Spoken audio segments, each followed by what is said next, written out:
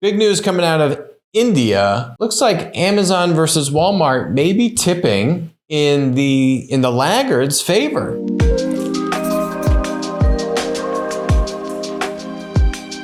Let's start with Amazon in India. This is a story we've covered multiple times on the show. Now you are actually seeing it make its way into their investor, their analyst reports. Now you're actually seeing this impact how the equity analysts think and value Amazon's business in India. So what happened there? If you want the real nuanced detail on all the ways that Amazon blatantly actually cheated and broke the laws of India that basically regulate, if you are a foreign-owned marketplace company, they said you can't both be a 3P seller and a 1P seller.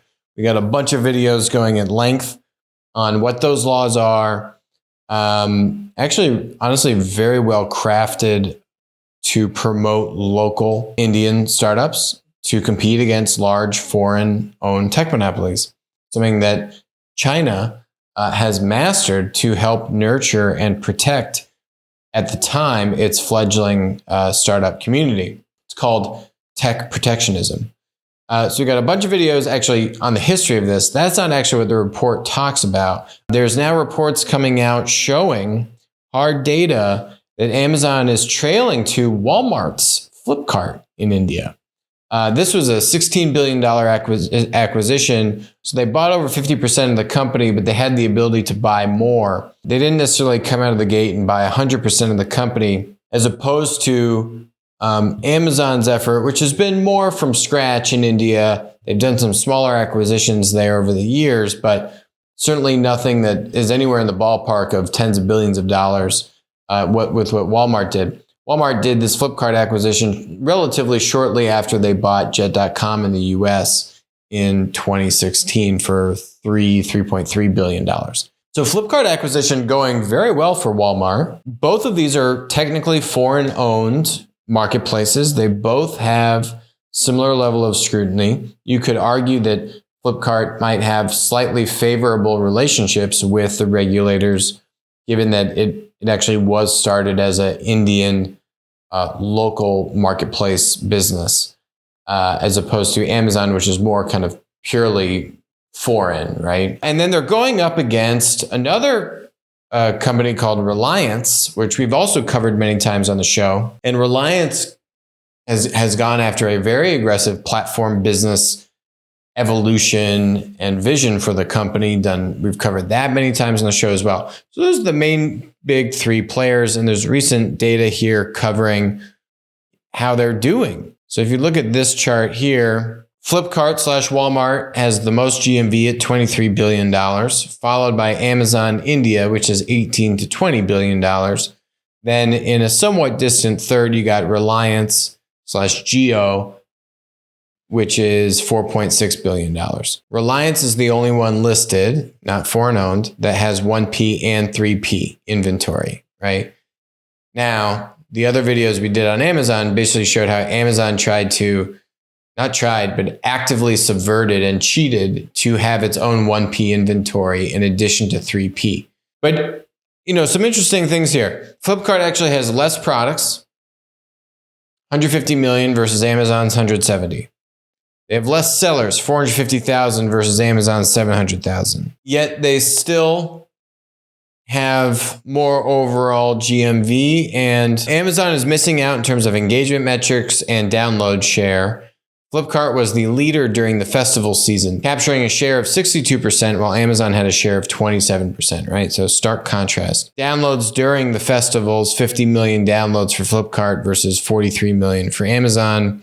So Amazon is, I think, blaming regulators in why they are not as successful. Their behavior, however, blatantly and actively subverting the regulators and the laws that India passed to give local players a competitive advantage certainly does not help them win or curry any trust or favor from the regulators.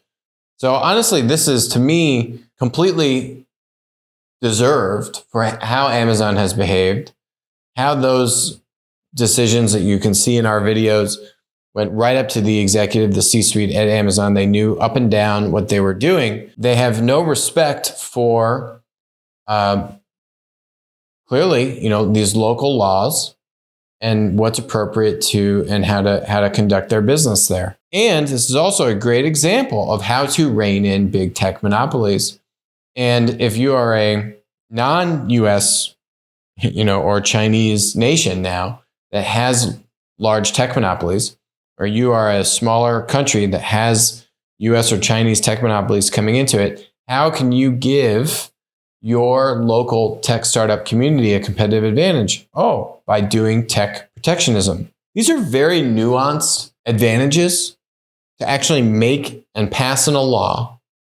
And I think it really just goes to show you the level of two things. One, the level of sophistication in the Indian legislature that they would pass something like this, right? To really understand the difference between 1P and 3P.